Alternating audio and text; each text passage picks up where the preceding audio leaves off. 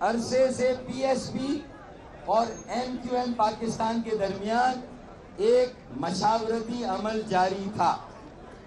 اس کے نتیجے میں ہم نے یہ فیصلہ کیا کہ ہم مل جل کر سندھ بالخصوص کراچی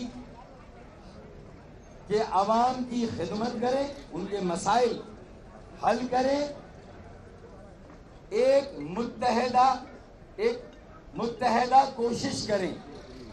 یہ فیصلہ ہم نے کیا ہے. آنے والے انتخابات میں اور انتخابات سے پہلے اور اس کے بعد ہمیشہ ہم ایک منشور، ایک